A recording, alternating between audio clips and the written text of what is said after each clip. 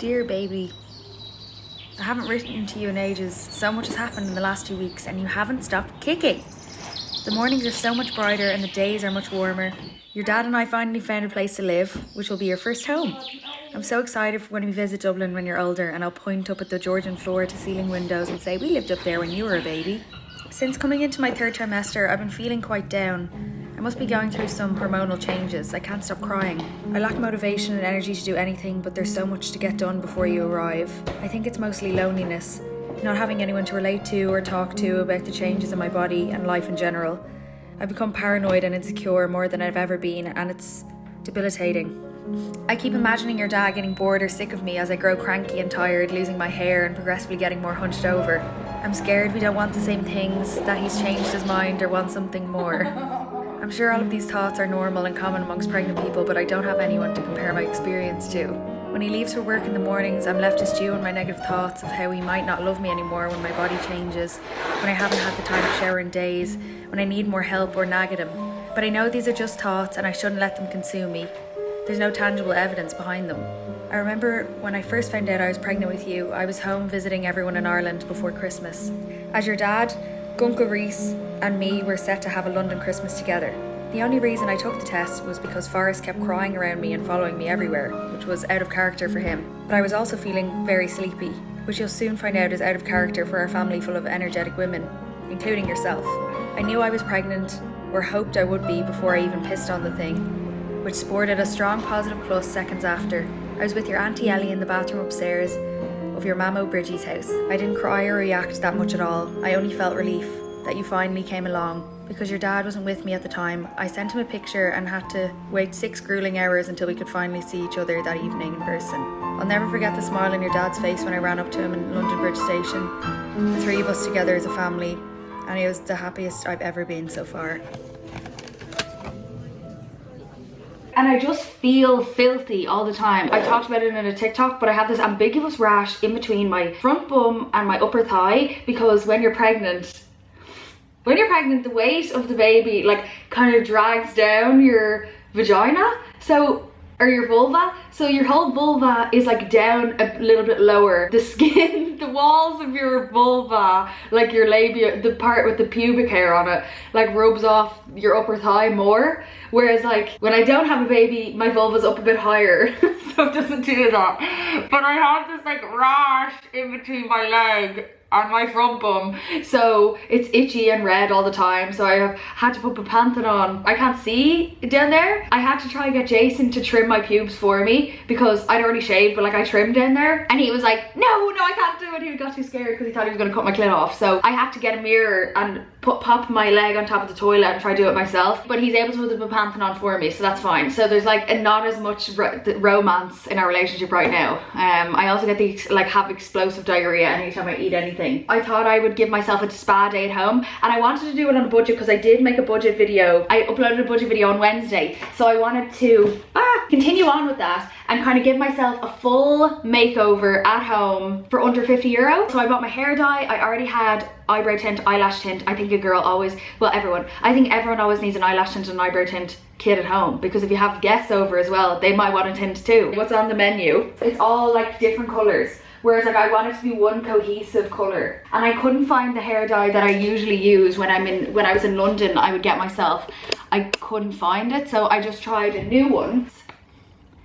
I'm going to give myself a trim as well because the ends are looking very scraggly. The drama of when I got my nails done today. Now I wish I was able to include like, you know, doing my own nails in this, but I think I would just be really bad at it, and it would just be a big expense to pay for if I only ever used it once, you know. If I got all the kit, the light machine and all the removal things, I'd say all of this is dead. Should I take my bra off? But anyway, yeah, I did get my nails done today, as you can see.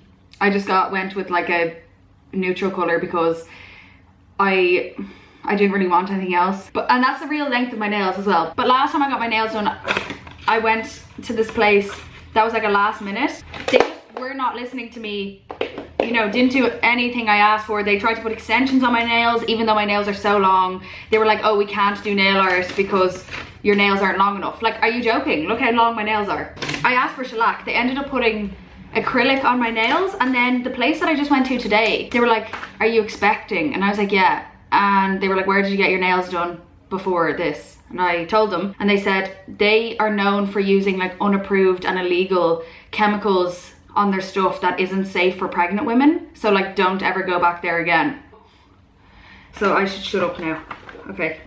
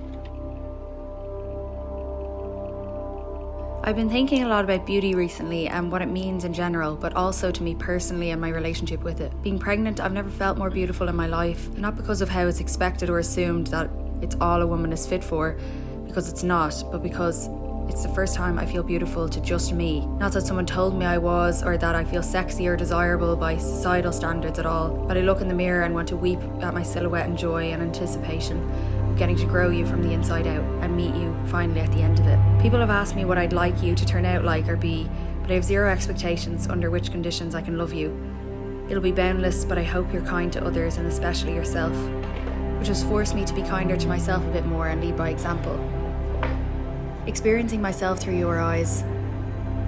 When I was little, I'd always try to hide my pixie ears that I thought stuck out too much.